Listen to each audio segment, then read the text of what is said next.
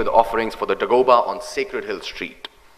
He found their religiosity very impressive, although he understood little of it.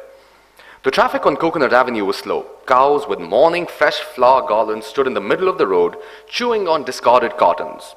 That Dibangaton of Barsk's childhood had been renamed, like so many other streets and entire towns, was perhaps nothing to be surprised about, because it led up to a park where coconut trees swayed around a water tank.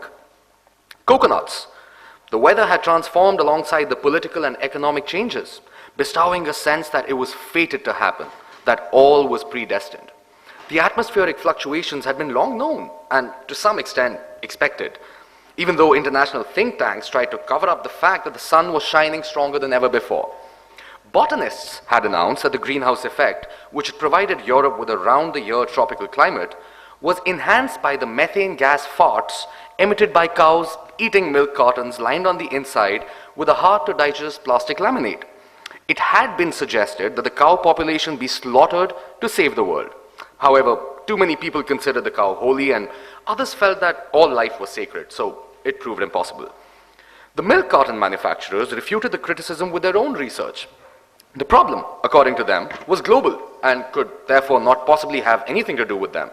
They pointed out that around the North Pole, where there was no dairy industry to speak of, the icebergs had melted and many polar bears had drowned. The surviving bears, who were very angry, had attacked Canadian coastal towns where they pillaged supermarkets and ran amok until they were shot down by the Mounties. This could hardly be directly connected to one or two milk cartons. Nobody was the wiser for such debates, least of all Barsk. In any case, whatever the cause of the environmental disaster, corporate capitalism or the cumulative effect of human idiocy, the telltale signs had been visible for years. Long before the change, newspapers had been reporting small irregularities, winds changing direction, ocean currents altering their character or creating huge waves, and holes in the ozone layer flapping about in the sky over every smoggy city. No snow had been seen for over a generation, while the monsoon winds had left Asia and now blew over Europe.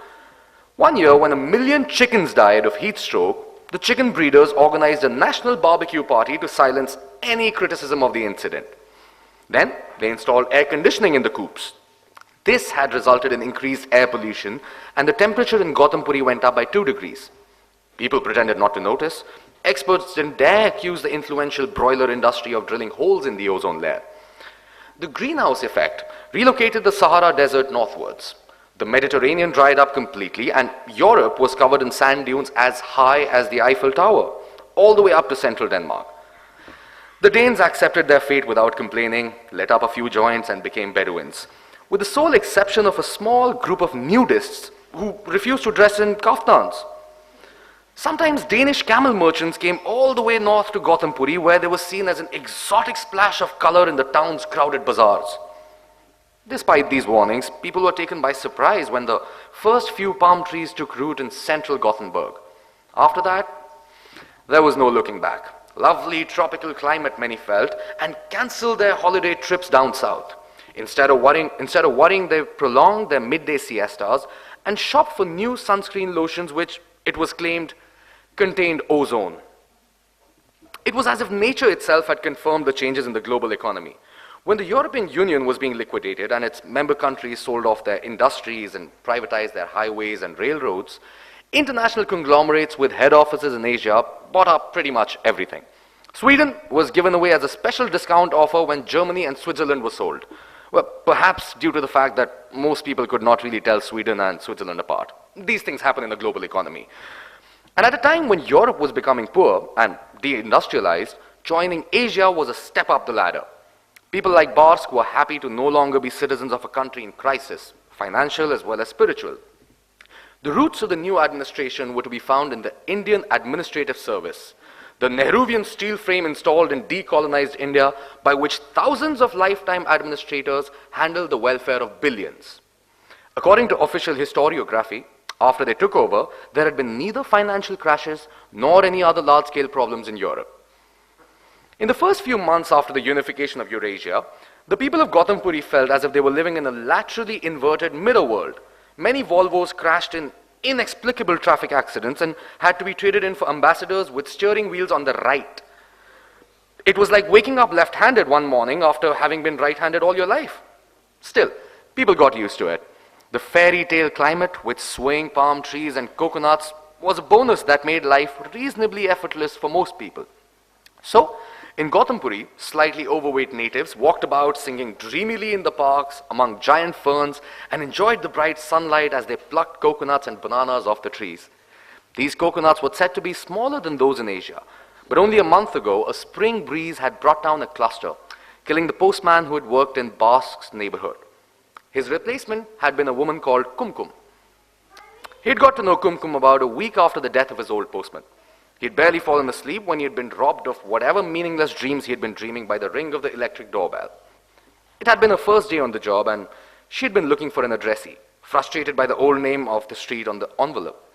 She wore a khaki sari, a military-style cap, and a small diamond stud in her nose. She lugged a large bag. Barsk had handed back the envelope with the words, "Olekvarn Street is nowadays Sar Ghosh Sahib Mohalla," and their fingers had touched fleetingly. Hers, smooth as Ayurvedic shaving lotion. His, coarse like charcoal-baked psoriasis. She said, "If it's not a bother, could I have a glass of water? I've been climbing up and down stairs all morning." Instinct told Barsk that this was perhaps the last time a woman would come knocking at his door. So he led the way into the kitchen, where she looked skeptically at the mold growing out of the dirty dishes as he attacked the freezer compartment of the Kelvinator to prise out the ice tray. It was one solid permafrost slab of ice, big enough to sink a small Titanic. She said, "You should defrost it once in a while." "Huh?" said Barsk. She bent beside him and pointed to a small switch, revealing blooms of perspiration under the sleeves of a sari blouse. "Idhar dekho. Push that red button next to the lamp. When you defrost, the fridge will use less electricity. You'd be saving both natural resources and money on your power bill. Besides, it is good for the condition of the machine." Barsk said, "The red button?" but couldn't take his eyes off her. She had a red dot on her forehead. He could smell sandalwood talcum powder, the natural scent of women, Barsk thought. Kumkum pressed the small red button under the iceberg. He said, "Nothing's happening." She said, "Dheeraj rakho, it'll take time, trust me." Barsk was thrilled by this lesson in refrigerator defrosting, despite never in his life having been remotely house-proud. He handed her the glass of water. "Shukriya," she thanked him, adding a new word to his underdeveloped vocabulary of nice things to say. She sat down on one of the rib-backed wooden chairs at the dining table and took off her uniform cap. A long jet-black braid with a slight henna-red luster uncoiled down her back.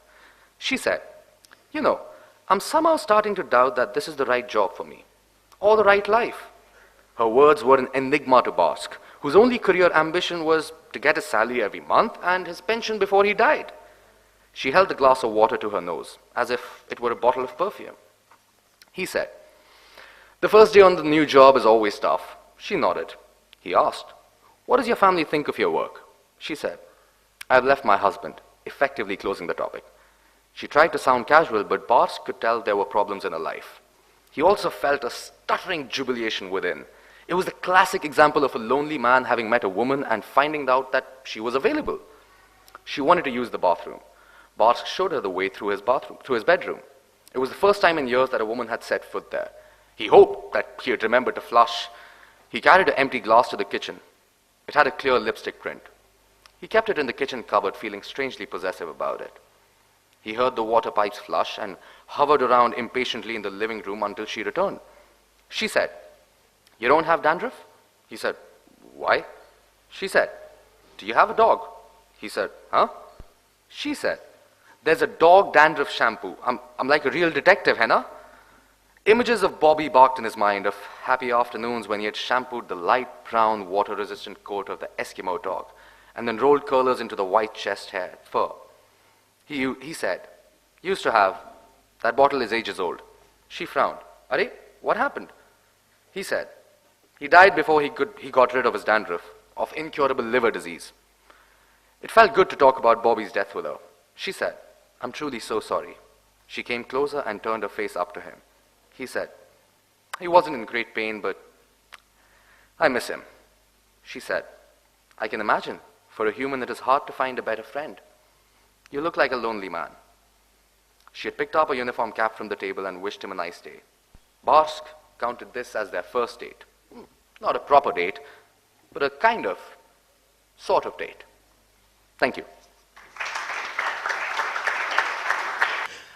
I just want Zac to say something about how he's landed up in India, about the work he's done in Sweden, and he's got his the equivalent of naturalization papers, why he has settled here. Just briefly. Actually, before I came to India for the first time, I hadn't really ever thought of the idea of traveling to India because I was very busy working in Gothenburg, in the city where the novel is set, in Sweden. I was working in theater and I was touring with a pop group at the same time. But then I realized at some point that I hadn't had a holiday for, 5 years or something like that, but just been working non-stop every day of the week. And at that point of time in the early 90s, like everybody seemed to be going to India. Like all the creative people in Sweden would go to India, and I would notice that friends of mine, they would disappear for 6 months, and then they would come back much happier and smiling, wearing some kind of Rudraksha beads, and I was wondering like what's going on, and I asked when I asked them, they said, yeah, we just came back from India, we are so happy now. So I thought like maybe I should also need some happiness, and so I went to India for the first time when some performance engagements were cancelled, and I happened to have 5 weeks of time. So I just flew down to Delhi, and that first day, I still remember it very vividly when I landed in Delhi and I was walking around Connaught Place. And Connaught Place is a very big circle, so I didn't realize it was a circle until I had walked past the same restaurant some 3 times and met the same beggars some 3 times. And those air cleaner guys who were trying to stick their metal rods into my brain. And then I started thinking that maybe I should fly back home tonight, with the next available flight. But then I was too confused to find an Air India office, to book my ticket back to Sweden. So I thought, let me just see if I can survive here for some time. And so I stayed, and then within a few days, I started meeting people in the bazaars, and then I went to Shimla and to Dharamsala and to Rajasthan and to smaller places, villages. And I found that it was quite pleasant, compared to Delhi, because Delhi can be very frustrating for a first-time visitor to Asia, as I was at the point of time. So by the end of the month, when I landed back in Sweden, I got a reverse culture shock, because there was no cows in the streets, and it looked so empty. There was actually no people in the streets.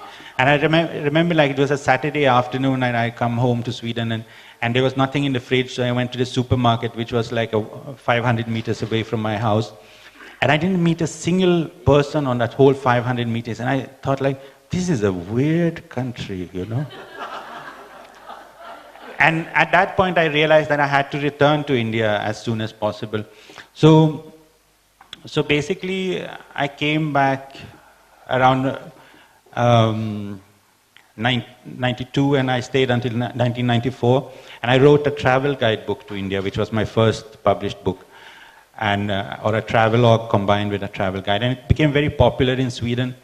And then it so happened that, then I thought when I came back after 2 years of traveling all over the country and I had written that book, I thought, okay, now I'm done with India, now I'll move on with life.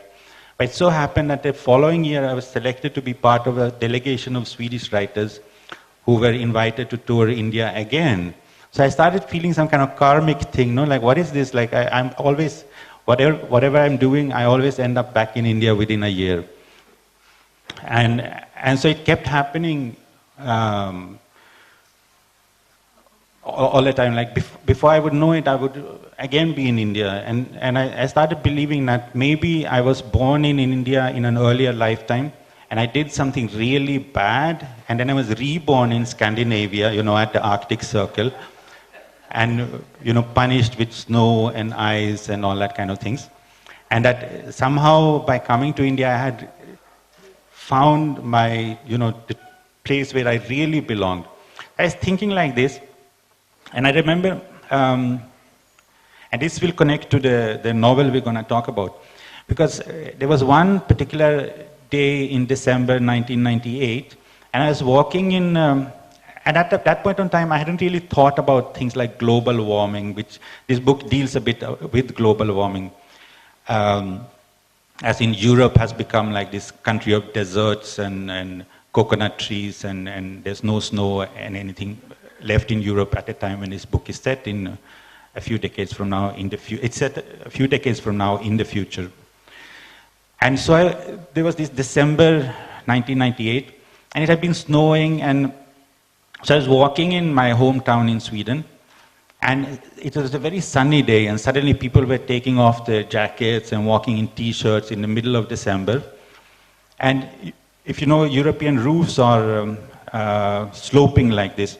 So what happens is that then the snow on the roof starts melting, and I was walking in a street, and suddenly I heard this crash, huge crash, just a few steps behind me, and I turned around, and there was this like the mountain of snow that had kind of melted and fallen off the roof. And if I had just walked a little bit slower, that mountain, like maybe 1 ton of snow, would have fallen on top of me, and I'm sure I would have broken my neck. And so my immediate reaction was, I mean, I hadn't planned to come to India that year, but my immediate reaction was to call to the major daily newspaper in Stockholm and say that, please send me to India as your special correspondent as soon as possible. And so they were actually thinking of doing some stories about India, so they said, yeah, you can go next week. So I quickly arranged my visas and everything, and I went to I landed in New Delhi on Christmas Eve on 1998. And it so happened that it was like freezing temperatures, like hailstorm, I think it was. And I was suddenly struck by this thing, like Stockholm in December, the sun is shining and people are walking in t-shirts. New Delhi, at the same time, people are freezing to death, and I mean, I was almost freezing to death. Then, of course, I went to South India, and it's much warmer there, and I had like a terrific trip. And during that trip, I also met my wife-to-be, who is like, I married an Indian novelist called Anjum Hassan, who is also here at the festival. So I met her during that trip, and so I decided that let me settle in India, because I seem to be coming here anyway, like whether I want it or not. And so I set up base in Bangalore with Anjum, and then I started also, when I started reading Indian newspaper, I started noticing these things about like Indian companies taking over European companies. I think like the Tatas bought up Land Rover, and there was like all kinds of these small deals that are like reported on the financial pages, which I hadn't really thought about when I was living in Sweden. You don't notice these things, that your home country is being sold away bit by bit. But it became much more obvious when watching Europe from this side that something might be changing. So I started getting this idea that why not write a novel set in a kind of alternative future where Europe has been sold off to all kinds of Asian corporations, a form of like reversed colonialism. Like it's not like a military takeover or anything like that, but it's just because European finances are down the drain. So it's all sold off, and where is the money? Who are the people who can afford to buy Europe? That would be like rich, Indian tycoons, Chinese corporations, and so on. And at the same time, this thing of global warming, I started seeing my hometown in Sweden adorned with coconut trees and everybody eating masala dosa and that kind of things. Because masala dosa can only be cooked in a certain climate which is similar to like Tamil Nadu weather, because that batter has to ferment. And so that's why you don't get masala dosa in north of the Arctic Circle. But in the novel, I was thinking like, let's see if you can get masala dosa if you tweak the climate a little bit. And so I was asking myself then, what sort of novel would this kind of world lend itself to? And the answer became quite obvious, that the most interesting thing would be to look at some kind of a criminal thriller where you have, clashes between the different groups of people. Because if you imagine this kind of thing, also the other thing you need to know is that like a country like Sweden, where I come from, it has a population of some 80-90 lakhs. That's like half of New Delhi's population, roughly. So it's a huge country, the size of Uttar Pradesh or some large state like that, but there's no people there. So it's kind of a perfect equation, thinking like you move over all those people from UP to Sweden and they get twice as much space to, living space. And for the Swedes, it won't matter because there's no Swedes anyway, hardly. So I started, experimenting with these kind of ideas of what could happen. And at that point of time, when I was writing this book about, I actually wrote it about 10 years ago, and it came out in Sweden before it came. The Indian edition came out only some 4 years ago, so it came later than the Swedish one. So at the time when I was writing it and publishing it, all this like financial collapse of Europe wasn't happening, It's only later that like Greece went bankrupt and Italy is going bankrupt and Spain seems to be going down the drain and so on. So like all these predictions that I was making for my own amusement seem to be coming true, And sometimes I worry, maybe it's like because I wrote this book, Because sometimes it's, you almost start to think that like it's some kind of wishful thinking on your behalf. And I also was thinking that if Sweden became an Indian colony, then I may have stayed there, and been happy, and I may not have moved here. And another thing I have to add here is that my original publishers in Sweden, they were a bit worried, like what will happen if you publish a book like this, talking about an Asian colonization of Europe. Will it not feed those right-wing characters who are saying that we should throw out all foreigners and all that? So they were a bit apprehensive, but what happened when it came out in Swedish in around 10 years ago, it became like an instant bestseller. The first edition was sold in 2 weeks or something like that, and had to reprint it some 6 times within 12 months. And I started getting fan mail, and people were asking me, do I really believe that life could get so good in Sweden that we can get masala dosa and coconut trees? And so their larger reaction was actually the opposite of what the publishers feared it would be. So that's like the story basically behind the book and behind how I came to India and how it's sort of connected. Yeah, I forgot to say, I meant to say that Zac is married to Anjum Hassan, who's a poet, short story writer, novelist, and books editor of Caravan. She also had a session yesterday. And in fact, I met Anjum before I met Zac. Their wedding anniversary was day before yesterday. Talking about Swedish companies being bought over, one of the iconic Swedish companies is Volvo, and that is Chinese right now. Yeah, that is actually Chinese right now. I mean, I think half of it's Chinese and half of it is American. Or maybe the Americans bought it first and then dumped it in China, after stripping the assets. So all these Volvo buses we see in Bangalore are actually Chinese imports? Yeah, more or less. And there's a Volvo factory in Bangalore also, not to forget. Yeah. Zac, you were influenced by Gandhi? You've written about him. Yeah, I've written a biography on Mahatma Gandhi, which also is a very popular book in Scandinavia, where it's been published in all the languages. And that one came about a little later after I'd written this book, but it was sort of a logical thing, because this is the novel is a speculation about world history and India and the rest of the world. But then it occurred to me that we actually know very little about Mahatma Gandhi. I mean, he's all over the place. He's on the money we use here in India, and his face is on postage stamps, and we encounter him like everywhere. But I knew pretty little about him. I mean, what he actually was up to. I mean, we know in broadly what he did, but not so much about the details about his life, really. And especially not in Scandinavia, where because he'd become a very iconic person who is like larger than life.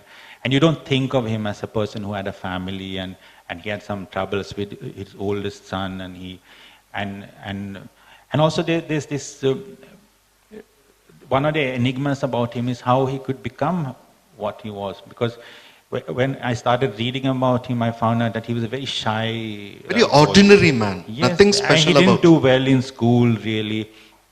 And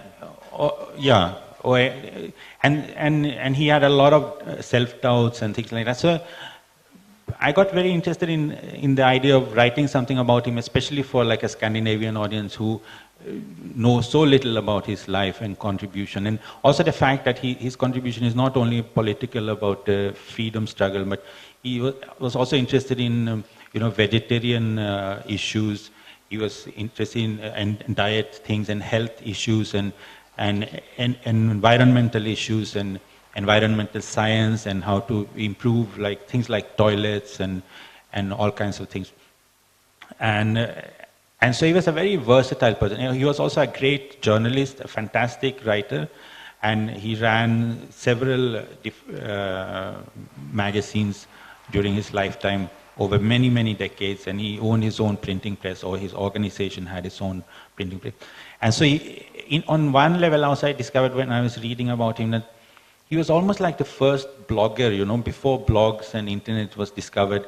I mean, I'm sure that if he had lived in an IT-enabled era the way we do, he would have used the internet as a tool, because he was also very careful to not waste any paper, because when he got a letter, he would turn it over and he'd write his reply on the back of the letter rather than wasting a new sheet of paper and send his reply to the people. So much of his writing, the things that he published in his own magazines, there's almost like a blog-like quality, because he reports on his daily experiments with diet or whatever thing he was into at that time. And so I started, that idea of writing a small pamphlet, it feasible, so it came into a nearly 600-page biography, which is like the only big biography on Mahatma Gandhi available in like Sweden, Denmark, Norway, and those countries. So that one, I spent quite a lot of time and it was like a very interesting process to try learn to understand something about India through Gandhi, because he was involved in so many different aspects of India over his life. So it was nearly almost as if I was living with him as a kind of, distant relative for those 5 years that it took me to write the book. Also, I met some of his relatives and made friends with Gopal Krishna Gandhi, and with his grandson, for example. And you're a pretty non-violent kind of guy yourself, so it's quite paradoxical that your books are very violent, both this and Mr. Majestic. I think it may be that if I didn't write violent thrillers, maybe I would have been violent myself. Maybe it's a way of sublimating my, evil side into you shave off all the bad things, the bad thoughts, and you put it in the books. Also, I mean, in a thriller, even if lots of people get killed in a book like this one, I mean, I would like to point out that these are not real people, these are fictional people. So no life, human or animal, has been lost in the process of making this book. But I do often think about this thing, like, what is it that, where do all these perverse, violent thoughts come from, as I write? Because in the process of writing, it seems natural that they punch each other, or they break a bottle on somebody's head, or they, do even worse things. Some people are cooked in a tandoori oven in this book, for example. I mean, that's a very mean thing to do to other people. Not done, absolutely not. But somehow these ideas come, and I really don't know where they come from, because it's like in the process, like I was saying, when you write it, it seems like the natural thing to do. And afterwards, when I'm about to publish the book, I start getting worried that, like, what will people think of me? What will my in-laws think when they read this book? Your parents? My parents, I mean, they sort of grew up with me. I grew up with them, so they kind of know that I'm an incurable case. But it's more difficult when you meet new people. And the other thing is also like a writer and as a person and the books are actually very different things. But I think, like, in the way that books are marketed, more and more it's seen as the the writer and the book is the same thing, and the writer is the face of the book. It's like you take some celebrity writer like William Dalrymple, who was here yesterday. I mean, people know more of him really than about all his books. I mean, most people wouldn't be able to name every book that he, but everyone knows who he is. And so I think like in the way that books are marketed, the writer and book are often mixed up. So that also makes me very worried that you might think that I have anything to do with this book, which I strictly refuse to. Are you fascinated by the dark underbelly of cities? Because both your books, both your novels in English have to do with that. In fact, he knows I've been going to Bangalore on and off, living there for 30 years. But in Mr. Majestic, he writes such the seamiest details about, places in Bangalore that I really don't know anything about. So, yeah. You have a taste for low company, in other words. Yes. Mr. Majestic is my latest book, which has just come out, and it might be made into a movie also. It's called like Mr. Majestic, the Pimp of Bengaluru. The Tout of Bengaluru. Oh, sorry, the Tout. But the thing is that also when you write fiction, it's really only when there's something, bad and dark that it's very interesting. Like novels with only happy characters who do nice things to each other.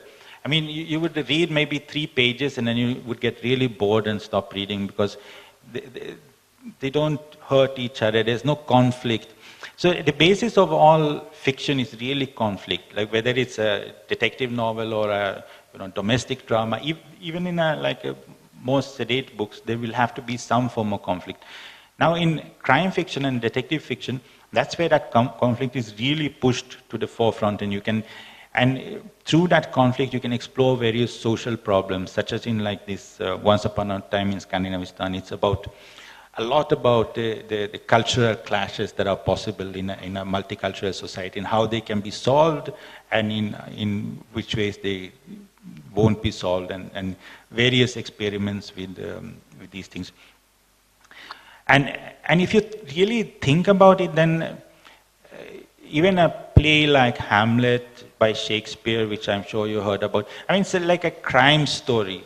It's a guy coming he's been away from home for a long time. He comes home, he finds that his father is dead. His father is dead under mysterious circumstances, and he decides to find out who killed his father or how he died and take revenge. I mean, it's a typical Clint Eastwood movie plot line.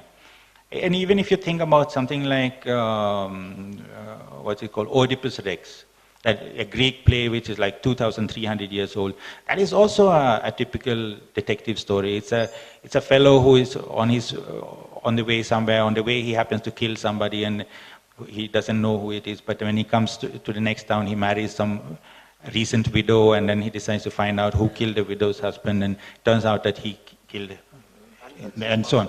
And that the woman turns out to be his mother.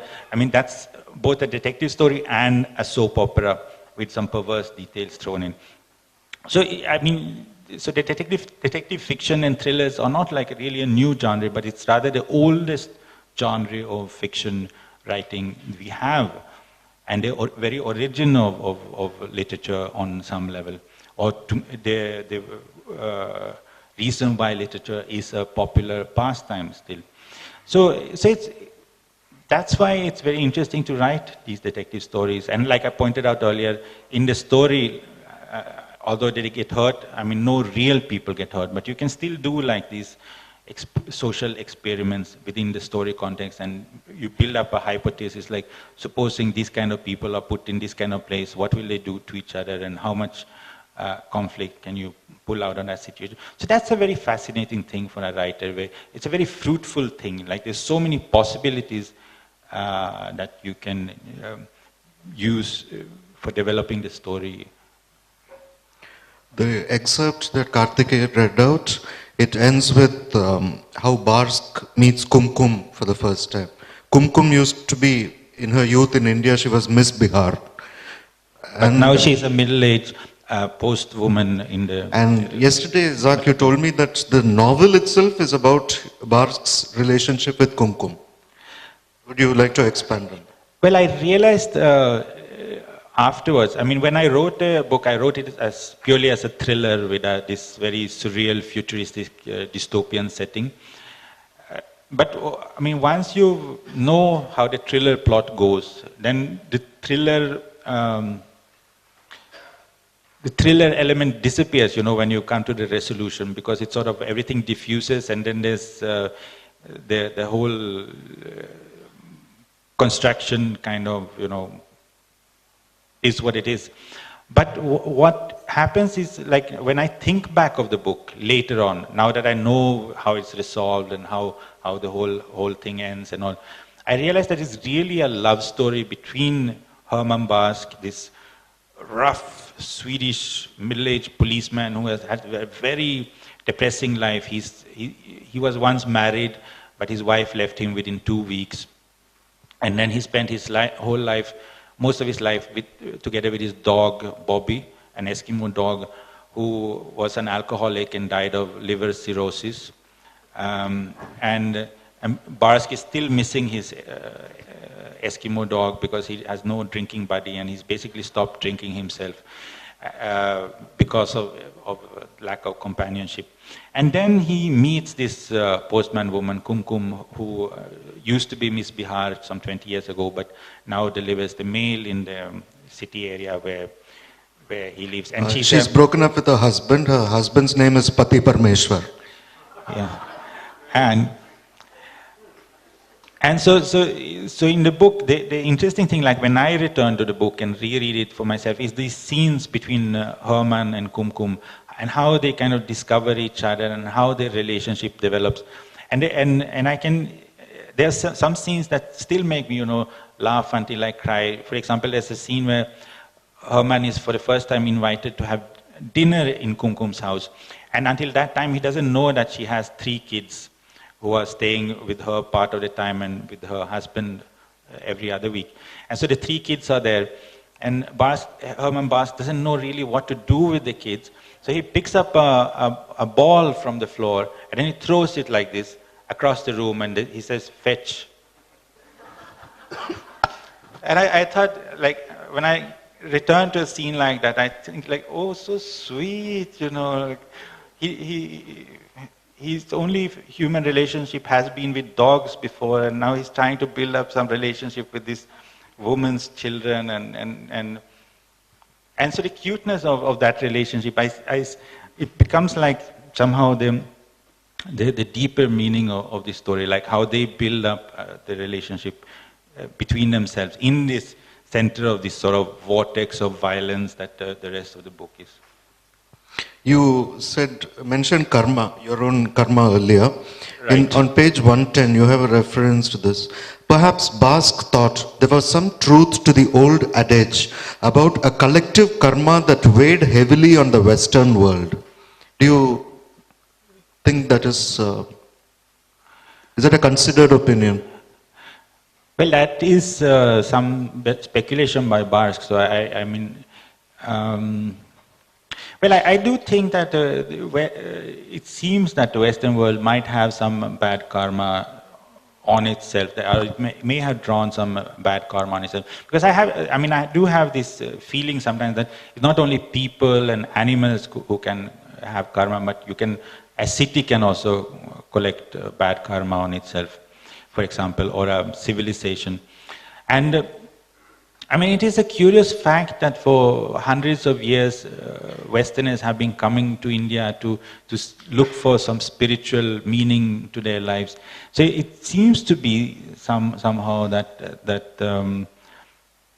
there is a great need of some form of spiritual redemption in the West due to some form of bad karma. Which, I mean, the Western society is, although it's kind of posh and Hollywood and all that kind of nice things, there is also something very brutal about Western civilization, which is, if you compare it with there's a certain kind of gentleness that you can come across in India, you know, a kind of, and in many other countries in Asia where people have a certain idea of kindness and how to treat each other kindly, which sometimes I feel that is missing in a larger sense in the Western, because the West is very utilitarian on one level, like if America decides that some country has to be bombed, then what, you bomb it, no? You don't think of all the people really who are suffering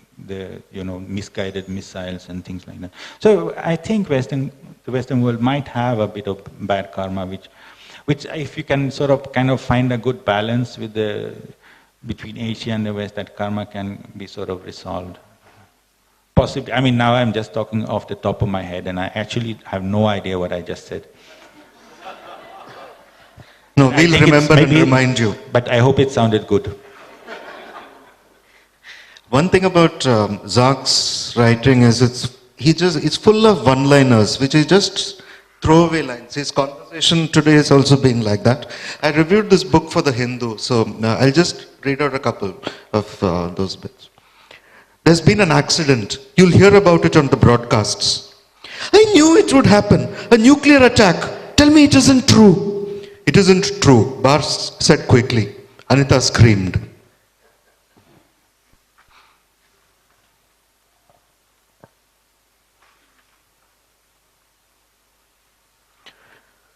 Wait outside while I go in and talk with her. Then you two can come in and do the good cop, bad cop routine. It's no routine. I am a bad cop. And when Kumkum invites Bars home, would you like to come for dinner? Yes, he said, wagging his tail eagerly until he remembered he wasn't a dog. Just for my private satisfaction, I'd like to know what the advantages and you write it fluently in Swedish and you write fluently in English. How do they compare? What are the advantages and disadvantages? Well, one of the good things if you write in many languages is that, like the last few years, I started writing two versions of my books. Like one is to be published here in India in English, and one is to publish in Sweden in Swedish.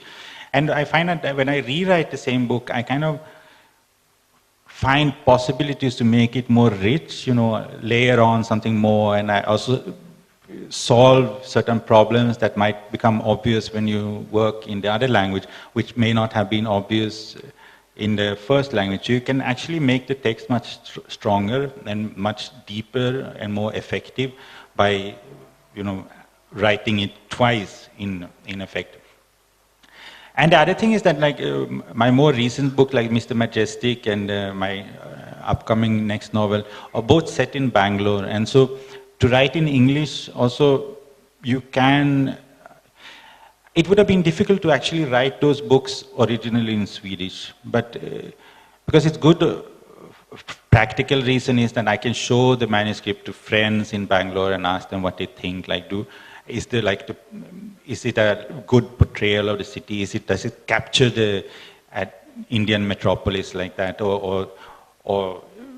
and they can help me find possible flaws that I can correct before the book is actually published.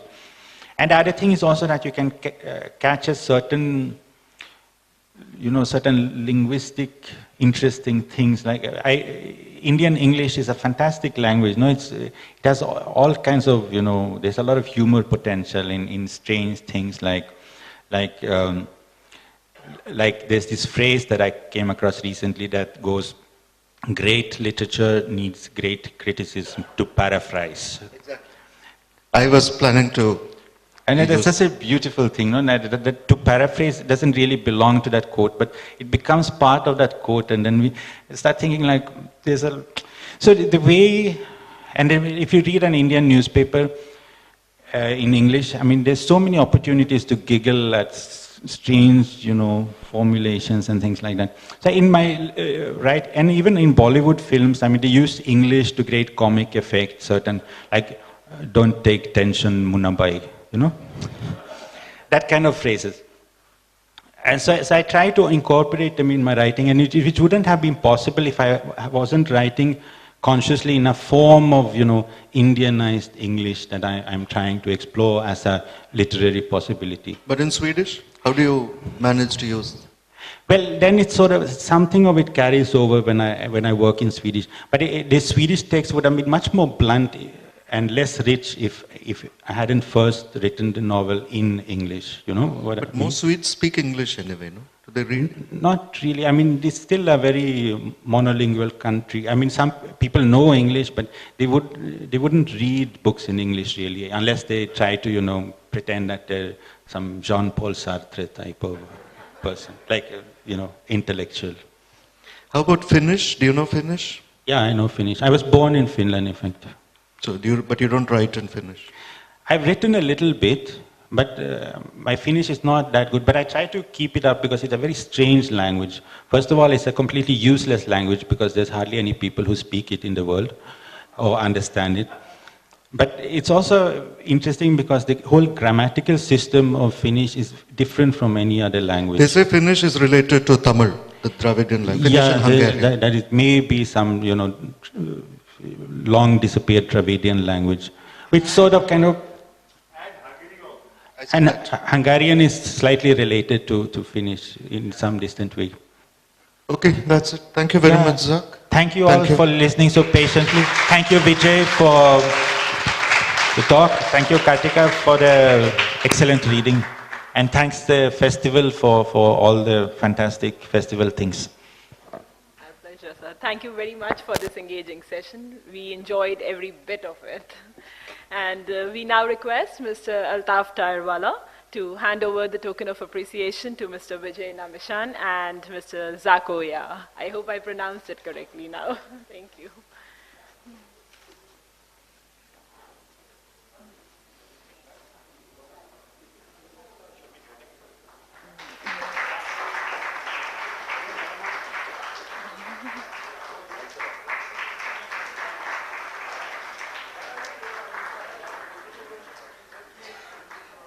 Thank you. Thank you very much, sir.